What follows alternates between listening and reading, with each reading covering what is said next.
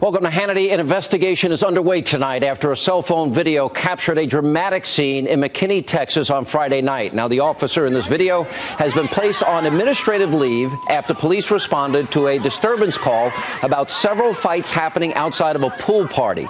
Now, the officer is seen restraining a teenage girl because she refused to leave the area after being told to do so several times. And as you can see, she is resisting and the officer is quickly surrounded.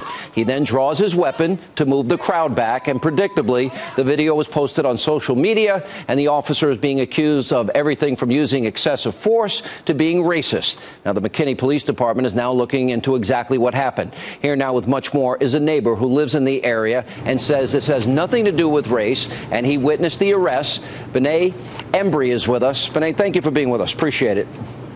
Hey, how you doing? All right, why don't you were there, you saw it. I think people are too quick to make judgments about 30-second videos, 7-minute videos. Why don't you tell us what happened? Well, first off, let me make this disclaimer, is that the community that I live in, the Craig Ranch area, which is where I've been living for the past 8 years, is not a racist community. It is a diverse subdivision, black, white, Hispanic, East Indian, American Indian, all living together and, you know, in friendship, basically. Yes, sir. Now, going back to the incident of the pool, is that basically what the situation is a pool party gone out of control. There may have been 130 kids there. Only 7 of those 130 kids, only 7 caused a whole bunch of confusion and ruined it for everybody. Basically, with our homeowner association, you can only have 2 people go to the pool with you, 2 guests per household. So when this party was going on, the people that were in the pool and doing and things of that nature, they were the ones that were supposed to be there. But when the flyer went viral, everybody from outside of our community start coming in and coming over there and everything like that. So of course the security guard there is telling people, no, you can't come in, you can't come in. That's when the people start jumping over the fences and arguing and cursing with the security guards and other residents there. You know, you have teenagers going toe to toe with adults and trying to get them out the pool and try to get some type of order. But did you see? That is when.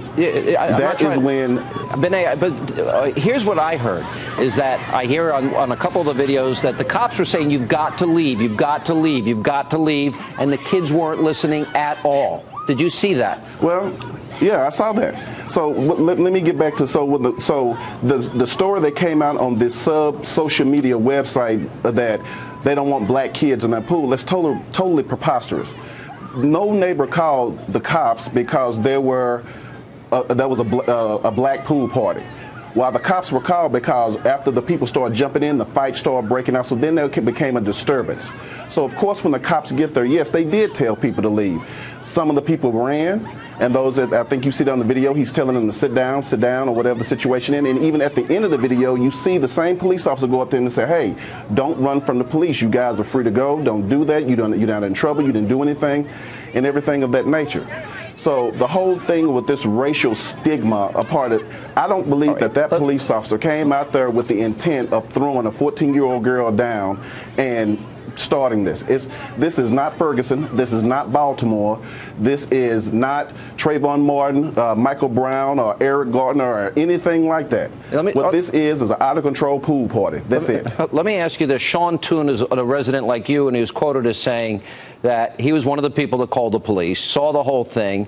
He said that watching 30 seconds or 7 minutes of a clip does not tell the whole story. And he said that the officers, even the one that drew his gun, acted appropriately. What is your thoughts?